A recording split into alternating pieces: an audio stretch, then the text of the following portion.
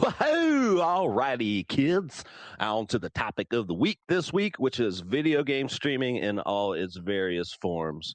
Now, the reason why we wanted to kick this topic off this week, talking about video game streaming, is because of Google's announcement last week of their streaming platform, Google Stadia. There's been rumors and stuff swirling around for a long time about how they're going to come into the video game space, where they're going to put out a normal console, like an Xbox or whatever. So people have been speculating for a long time what exactly they're going to do. And then last year they came out with Project Stream, a beta test name for the service back then before they came out with Stadia. I tested that last year. I think it was back in December, when you could stream Assassin's Creed Odyssey, and I was really impressed with it.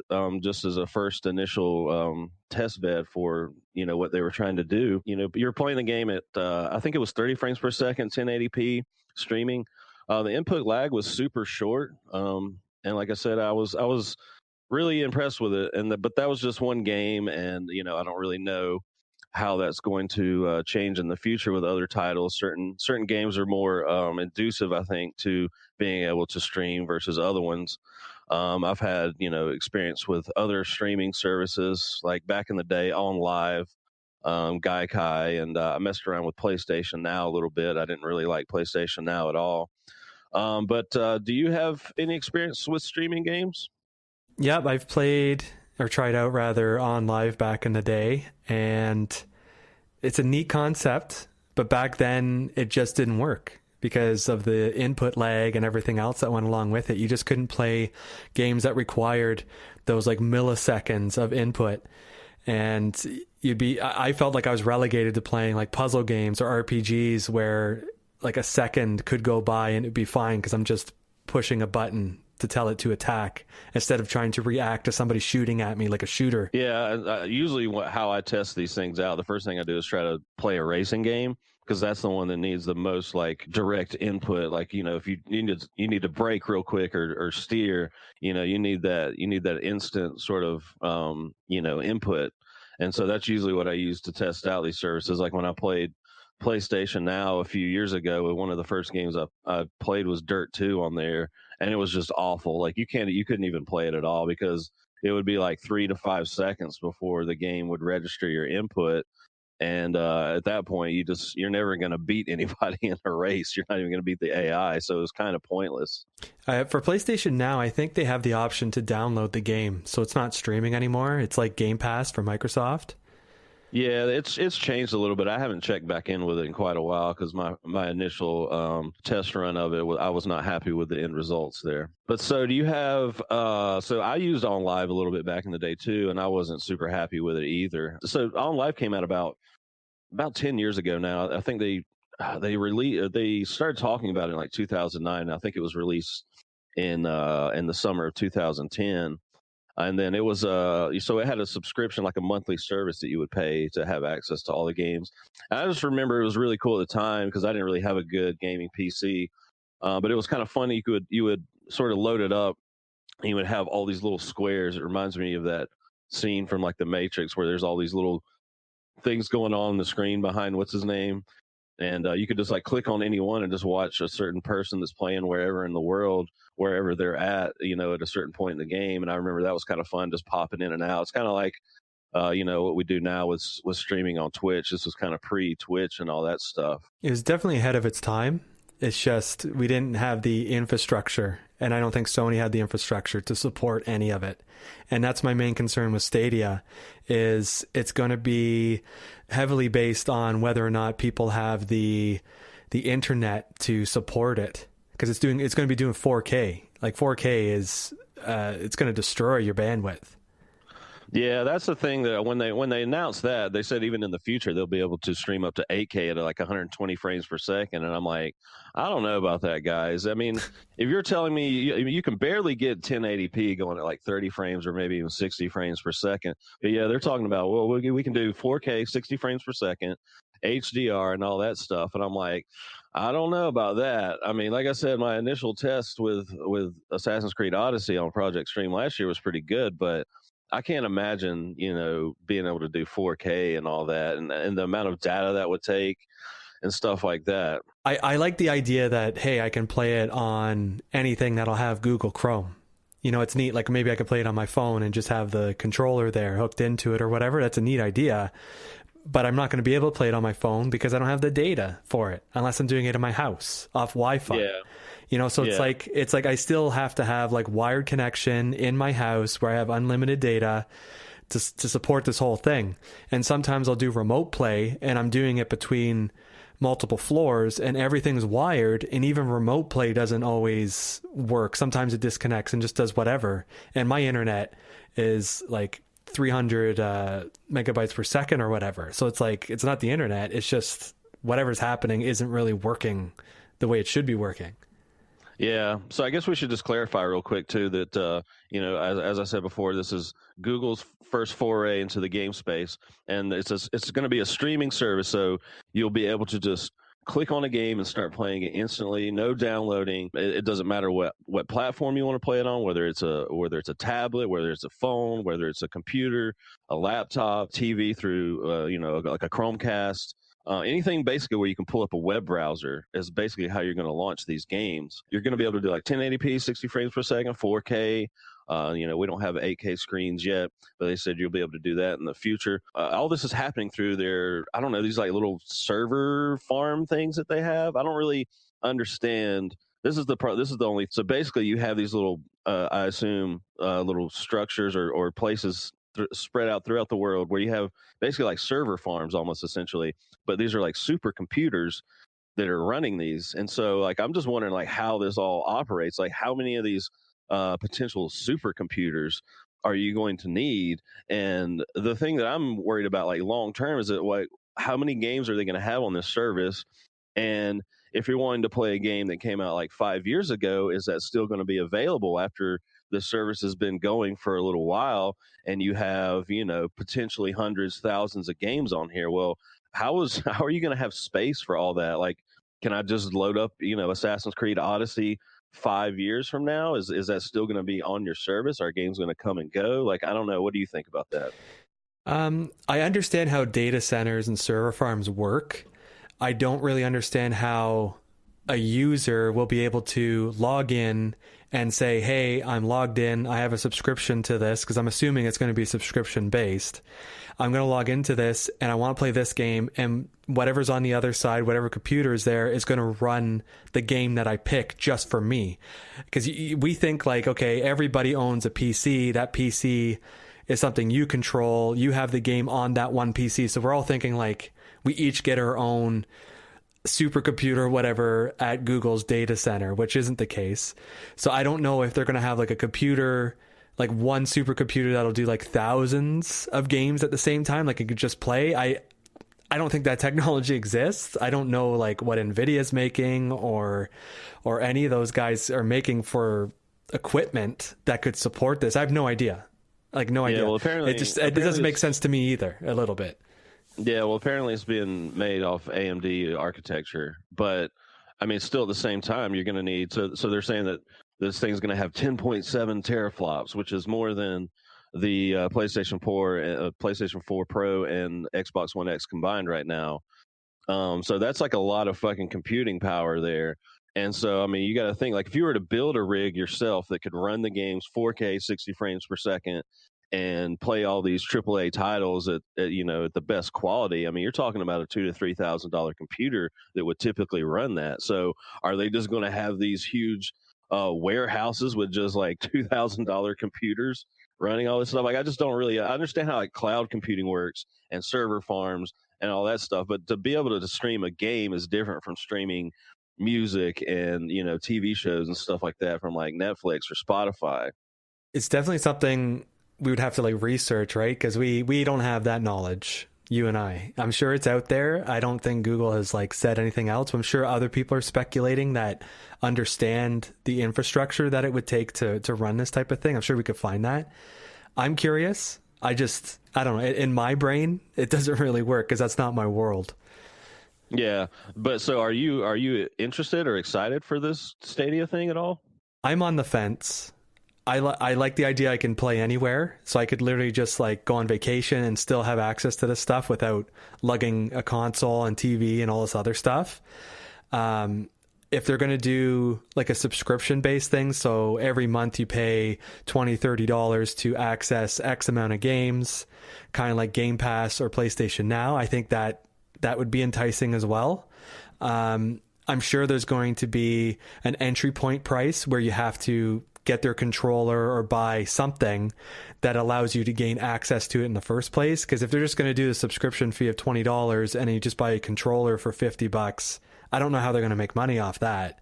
Yeah, well, that's the main thing to like. I mean, this is how it's all going to come together for me is what their pay model is going to be. Because, I mean, typically, Google doesn't make you pay for any of their services right now for anything they do.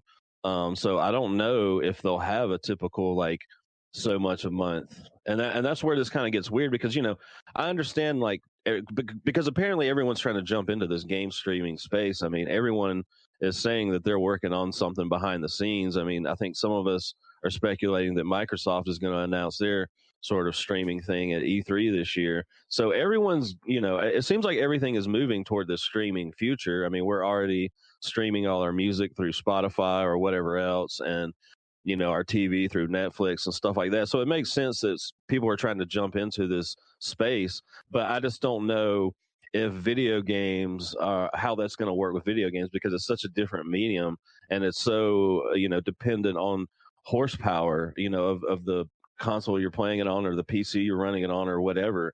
And so whereas like a TV show and a song, it's the same every time, so it's easier to stream that and buff it, and so you're always getting like the best picture quality. But a game where you can literally be doing anything at any second, so the computers can't predict what the next frame is going to be or what your next action is going to be. It kind of makes it different. But the subscription model is really what's going to kind of bring this all home for me, or sell me or not sell me on it, because I don't know. I mean, I would be up for paying a monthly subscription if it was worth it, but I just don't know. We don't know what their pay model is going to be yet, because I mean, I would be interested in it more from the standpoint if you could do sort of like what they were doing with PlayStation Now, where you could rent games, even though their renting structure on PlayStation Now, last time I checked in anyway, was pretty awful. But like, I would like it if I could just, hey, the Division 2 just came out. I want to try it for a second just to see if I like it, and maybe I could throw them a few bucks and rent the game for a couple hours and see if I like it, and then just be able to play it instantly. Like, that's kind of enticing. So I would want it more as like a way to just like play a game here and there. But I don't know, because it's like, I mean, how are these game companies going to be getting enough money from these games if it's a subscription service? I mean, we're already seeing Microsoft do this with Game Pass, and obviously they're probably giving these developers and studios tons of money behind the scenes to be able to have those games on Game Pass. So I don't know. It's going to be weird, like how this sort of pay model works, because if you're still, let's just say that the service is free and all you're doing is paying for the individual games. Well, I mean, if I'm paying $60 to play like Assassin's Creed Odyssey on this Stadia thing, then I don't want to just be able to play it there, and is it am I going to be locked into that platform only at that point? Could I still play it on my Xbox if I wanted to? I don't know. It just kind of, I don't know. It's just kind of all up in the air for me as far as that goes. Like, what do you think is the best model for this, though? I don't know. I don't think I'm smart enough to figure this thing out, because I'm just baffled by the logistics that would have to go into this. Like, I don't mind if everything is being streamed. I just don't want to be pigeonholed into playing games that don't require speed of input and stuff like that, because it's like you said before, when you stream a video or a song, it's you clicked on a button and it's coming directly to you. Now, when you play a game, you told it to start, it's coming to you, you're inputting something every like millisecond, and it's going back to them and they're sending it back to you again. So it's this constant like back and forth thing. So if they can figure that out and there's no input lag and it runs perfectly fine and doesn't disconnect and has multiplayer and all this stuff, I'd be fine with a subscription-based model. and they have whatever games on there. Maybe they don't have games day one when they release. I'm going to assume that they're going to have a lot of exclusives in the beginning, because we're seeing this like exclusives war going on right now. Like today they announced Borderlands 3 is going to be on the Epic Game Store for 6 months before it's actually released anywhere else.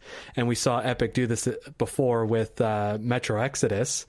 And I feel like they're going to enter Google's going to enter the game space with this and do the exact same thing Epic's doing. And it's just going to cause like competition, which is great. But is it enough to pull me away from consoles where I know my console's going to play? I know the games are going to play. It's already set up. I already own it. I don't necessarily have to have a subscription fee. I can get whatever game I want. I don't have to be stuck to whatever's on the subscription service.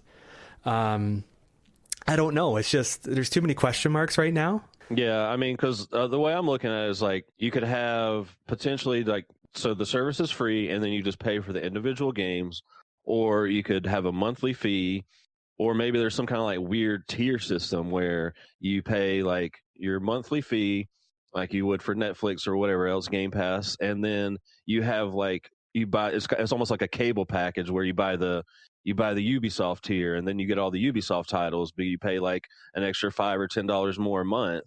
And so I just don't until we know what they're really going to do with this. And like I said, the biggest thing for me is like I want to be able to like rent games. Like the idea of having like a Blockbuster in your house where you could just instantly click on a game and play it for like 30 minutes or an hour and whatever you would need to pay a few bucks to do that. I would be interested in that.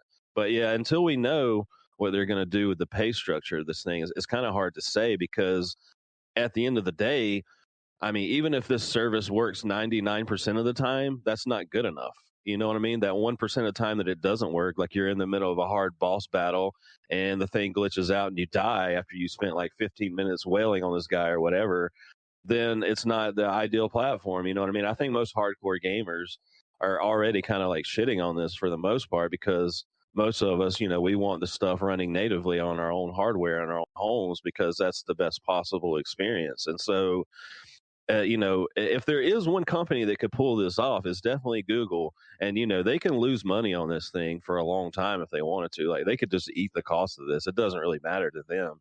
But, you know, a lot of gamers are just skeptical about this because Google is, you know, is known for just dropping things whenever they feel like it. You know, a certain Google service comes out and they want everyone on board with it, and then they shut it down months later, a couple years later, for no reason. So, you know, the thought of investing into this as a platform in the future is almost a little shaky too, because we don't know, like, is Google just going to be like, we don't want to do this anymore, like a year from now, and you've already invested all your money in buying games on this service, and then suddenly you don't have access to them anymore and your save states are gone and stuff like that, you know?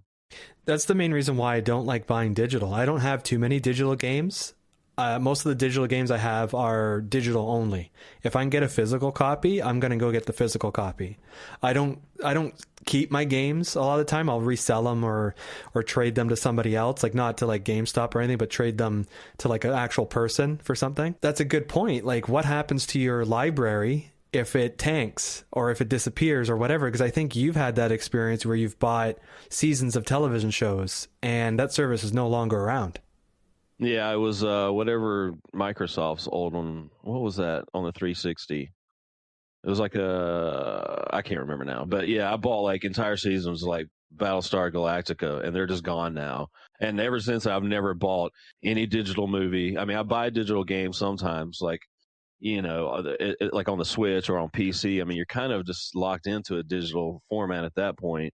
But yeah, that's just the biggest thing for me is, you know, game preservation and stuff too. Like, I mean, there's going to be some exclusives to Stadia, like they've already said as much. But so, you know, like what happens like if Stadia goes down and like all the people that made games for those, are they going to just get ported over to a different platform at that point? You know, it's hard to say. I don't know, like Steam is still up and running. They're doing it. You know what I mean? It's not streaming, but they still have their platform up, and all the games that I've ever purchased are still available, even if they're not available on the storefront. Yeah. Yeah. I mean, Steam seems like a mainstay at this point. I don't think anything's really going to happen with them, but I mean, that's just always the, that's always the fear with this stuff is just, is it going to go away? Like, what do I really own? Like, you're basically just licensing these games for the most part. I mean, even if you buy a disc, you still have to download it off the internet and, load it onto a hard drive. And so, what happens if a hard drive crashes in the future and you don't have that game anymore? It's we're already kind of living, existing in this place here where we, people don't even pay for music anymore. We just all stream it from Spotify. And what do you really own anymore? I mean, I don't know. It's just a weird place to be. And it's hard to think about it in terms of video games, how this all fits into that. Because like I said, it makes more sense with like movies and entertainment, like TV shows and stuff like that. But I don't know with video games, man. It's just a sketchy area for me. Yeah, I don't disagree. Like I'm interested to see where it goes. I would like it to work. I have my reservations just as anybody else does with this platform because we've seen things like this in the past and they didn't work out. And yes, I agree. Google has the money, the technological ability, everything. They have what it takes to figure this out, and they probably will. And it's just interesting where is this going to go? Where is this going to take the games industry? What's going to happen to the console wars? What's going to happen to the big players in the game industry? How does this change the landscape in 10 years from now? It's just, I couldn't speculate. Yeah, well, another way I see this working though is if we do get the 5G future we're told is coming around the corner here. I don't know if you know much about how that's supposed to be like the next sort of bump in internet speed is like 5G. Yeah. But if that happens, then this maybe becomes a lot more viable because at that point, I mean, if like 5G is potentially 10 times faster than the internet we have right now. But still, it's all going to come down to like where you live and how close you are to one of these data centers that's housing all these supercomputers that you're playing these games off of, and whether or not you have like a bandwidth cap, like you can only use so many gigs of whatever per month, or just all of that is going to factor into it. But if you can solve those problems, then maybe it's good. But I don't know. I mean, I just don't. I see myself like dabbling with this, but I don't ever think this will be my main like way to play games is streaming them. But for people that don't really have the money to buy all this stuff, the idea that you could just be watching a trailer for a video game on YouTube and you just click play and you're instantly playing it without really having to invest hundreds of thousands of dollars into these gaming platforms. I mean, I can see the appeal of that. And this makes, I mean, this, Stadia would potentially be the most sort of user friendly, everyone can play, kind of platform if it takes off. But people are just going to be playing fucking Fortnite. Like, it doesn't matter. But I think you're right though, because it's very dependent on the internet service providers and whether or not people can afford that upgrade to get to 5G or to have the unlimited cap or whatever. Because you know for a fact that ISPs right now are probably looking at this thing and are like, oh my God, we need to come up with a new pay model to screw over our fucking customers and milk them because this thing is going to be a cash cow for them. Because it's going to be insane bandwidth use and everything else. And they know gamers and people that are on board with Stadia are going to purchase whatever package they have to purchase to make sure this thing runs. Guaranteed. So I should just say that the baseline that they're saying is you need 25 megabytes per second to be able to stream like a 1080p 60 frames per second video game, which is a pretty reasonable low requirement to stream games. But I'm curious what they expect you to have if you're wanting to do like 4K 60 frames per second, HDR, all that stuff. 25 will not cut it for that. It's probably going to have to be like a couple hundred. I don't know how it goes up exponentially. But 1080 is like nothing compared to 4K with HDR, right? So yeah, it's all pretty interesting, but you got to wonder, like, Google makes a lot of their money off ads. Are they going to be like throwing ads all over your game, like you're streaming and all of a sudden an ad for fucking Verizon pops up or whatever? I don't know. It could be a bar at the bottom that's always there. It's kind of like YouTube, where like things just pop up. We'll see. I'm sure. Like, it's all about money in the end anyway. It's not like, hey, we're making this platform because people love video games and so do we. It has nothing to do with that. It's let's get some money out of this. Let's integrate our YouTube platform into this so that it double bang for our buck and get people on here and talking and whatever. Let's just grab everybody's attention onto Google products. So what do you think about that controller? Because apparently you can use whatever controller you want, but you do get some added benefits of using their own controller that they're coming out with. It kind of looks a little bit like a mix between a PlayStation controller. They don't have the offset sticks and like an Xbox controller.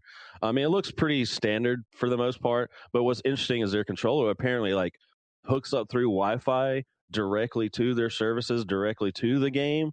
I don't know how that really nets you a lot of benefit versus the normal way of playing a controller. I don't know, but what did you think about their controller? Yeah, it's definitely, the design is definitely stolen from from PlayStation and Xboxes. Like, it's just like as if they took it and mashed it together into one. Like, when you look at it, you kind of think like, oh, it's an Xbox controller. Or if you like look at the black one, you're like, oh, it's a PS3 or a PS4 controller. It's, I don't know. I guess that's as far as we can get for controller ergonomics and design. Like, that's like the best you can probably get. But the Wi-Fi thing is kind of weird. I don't know if that's beneficial. Like, what difference does it make? I don't know. I don't know if skipping over your computer or skipping over your phone or whatever takes away some milliseconds. I have no idea. Yeah, I don't really know either. But it's interesting because it has a couple extra buttons, like you can do the Google Assistance thing. So apparently you could be in the middle of a game, you could be stuck, and you could through voice commands, you could just ask Google Assistant to like help you find a walkthrough, and then it would just pop up, like some YouTube video or something of it. It would figure out where you're at in the game and find a video that's related to it and try to help you out. That's kind of an interesting aspect. And then there's a separate button, like a share button, where you can be streaming the game yourself, but you're also sending a signal to your YouTube account, so you could have like a backup of your sort of game session, and people could potentially watch you as you're playing. So what do you think about those things? The Google Assistant thing, that's a gimmick to me. I don't really care. I can easily just type in my own stuff. I don't need it listening, or I don't need to tell it things that it can eventually send to Google and make like a profile of me. Yeah, well, they're already doing that. I know. Yeah, it's true. It's true. But they don't need to know more. But I like the idea of streaming it to YouTube and having it save there, because I've tried to do this with Twitch, where Twitch will save and archive your stuff, but it's such low quality, and it's not conducive to it. It's shitty. Because I know that we've always wanted to record our play sessions and have it record our group chat and everything else. And I hope somebody brings a platform out that easily just it records your gameplay session with the team, with the group chat or whatever's going on in the game, all the audio, and it just stores it somewhere that you can easily grab it, and you can make smaller videos, you can make clips out of it, you could do whatever, or just have it posted on YouTube or wherever. I think that's a great idea. I like that idea. I don't know, the way they've shown it, it looks similar to Twitch, where it's just being streamed to YouTube and people can chat and see what you're doing and everything else. And it probably does save it. I just hope it saves it in higher quality instead of 720 like Twitch does. Yeah, well, it says you can get like a 4K 60 frame per second version sent to like YouTube and stuff. So I don't know. But the other appeal, to this thing really is just being able to play a game instantly. Like, imagine you come home from work and two of your buddies are playing the Division 2, and they're like, "Hey, man, jump in with us." And all you do is click start, and you're playing. There's no more like waiting 2 hours to download a game and patching games potentially. All that's going to be happening on the back end, so you would never have patches or the need to download stuff again. So I think that's kind of potentially, like I said, depending on how their subscription and their pay model works, if there was ever a game and you just wanted a friend to play with you for a second, and they don't have to run out and get a copy and spend money, and you can just literally click start and be playing with your friends. I mean, that's kind of appealing though. It's never been an issue for me. I always planned ahead to make sure I was ready for whenever we're going to game, but I know some of our friends can't have the foresight to do that sometimes, and we're just yelling at them. Magnum. But there's also the ability to sort of play instantly with a streamer or play instantly with anyone else. Like, you could be watching someone stream, like someone, whoever it is you watch on Twitch or whatever, and you could just click join or get the game, and you could be playing with them. That's kind of interesting. Although the funny thing about that is, like, a lot of the streamers actually don't like that ability, and they kind of don't want this thing to be in here. because there's like stream sniping where people watching someone play and they try to join their game and they fuck with them while they're playing live and stuff like that. So I think the people that really stream games and stuff like this aren't really on board with the idea that people could be playing with them instantly. Yeah, you know my thoughts on like streamers and stuff like that. Like I don't really watch anybody. I don't really care about doing it myself. I don't know. Whatever. Yeah. Well, I figure we'll just roll into that at the end of this sort of all-encompassing streaming topic. So you're like me. I think we just come from an older generation of gamers, and the idea of sitting and watching someone play a game is kind of foreign to us. If I have time to watch someone play a game, then I have time to play a game, and I'm going to be playing a game. Yeah, that's exactly how I feel. Yeah, but have you ever, I guess you've never streamed yourself though, right? Like I've done it just to see like how it works and whatever, but I don't have like anyone watching me. Like there's billions of people doing the same thing as you. You could say this about any like art form or any content you put on the internet. Yeah, I mean, I did it a few nights, like a couple of years ago. I was streaming some Witcher 3. I had like a couple people watching, but that was it. But it was interesting. I mean, I like the idea of playing or streaming stuff and playing, and having people watch it. I mean, I kind of wish we could do all our gaming sessions that way. I just don't want to feel like I have to be on all the time, or maybe we might say some controversial stuff in our little private chats. But yeah, I kind of like the idea that maybe I could always be streaming my game. Like if I'm on my Xbox, I'm playing with my friends, I'm just streaming out, and you can do that on both sides of the fence with this, where I'm like be an entertainer while I'm playing a game. Sometimes I just want to chill, and there are people out there that stream games. They don't really talk a lot. It's just about you watching them play. So there's all kinds of ways to do it. But I don't know. I'm kind of like of two minds about it, because on the one hand, it's appealing, and I would like to stream every time I'm playing a game and have the potential people watching. But at the same time, I don't want to. Sometimes I just want to chill and just have a little private session with my friends where we're all just shooting the shit and stuff like that. So I don't know. It could definitely be dangerous because everybody says stuff in the privacy of their own home. Like no one can deny that they've said horrible shit. And like most of the time it's like a joke, but there's always somebody out there that's going to hear it and be like, oh my God, burn this person at the stake. Yeah, well, we saw what happened to PewDiePie a couple, like last year, the year before, when he said the N-word on a stream one time by accident. And then they've never let it down since. And so, yeah, that's the potential danger of saying an oopsie word and then people get mad about it. So do you, is there any streamers that you watch at all? Because I don't really watch them either. But the only one that I do watch is like Dr. Disrespect, and I don't even really watch his like full on streams. I just kind of see his highlight stuff on YouTube. No, I don't. There's no appeal. Like maybe there's personalities out there that I'd like to watch, but again, like what you said, I'd rather just play the game. Yeah, but have you ever watched Dr. Disrespect though? I've seen him, and I think he relates to you because you like people who are assholes. You know what I mean? Yeah, like who are just dicks. But it's pretty clean. Like he's not really leaning fully into it. I mean, if this was back in the day, you could go really crazy with that stuff. But he's pretty tame. But yeah, I just like his whole gimmick and stuff like that. He's playing up like this, like he's some kind of '80s action movie star, and he's always wearing this stupid get up. And he won these two championships, these two like blockbuster championships or something way back in the day for some game. I don't even remember which. So he's always bragging about how he's the 2-time champion. It's kind of like a whole wrestling persona thing that he does in a way, and I don't know, I just find it funny.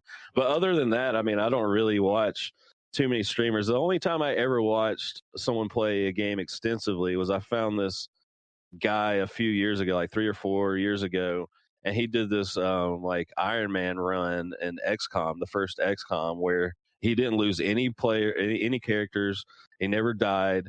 And I watched like it was just like a series of YouTube videos, but I watched like probably 11 or 12 hours of this guy just running through an XCOM campaign, and I just found it fascinating that he was playing on the hardest mode. And if all your people wipe, that's the game over. And he never lost anybody. It was just fascinating watching him play through and have this incredible run. But yeah, other than that, I mean, I think we all watch some YouTube clips, or we check out stuff when we need help in a game we get stuck. But yeah, I just don't watch anyone extensively for long periods of time. And I don't know, like I have some friends that kind of stream a little bit on the side, and they're always like, hey, come check it out. And I'm just like, I don't know. I just don't have the time for that. I don't know. Like, I don't mind watching my friends play if I'm in the same room, but I don't even think I would watch people play a game. Like, I wouldn't watch you play a game.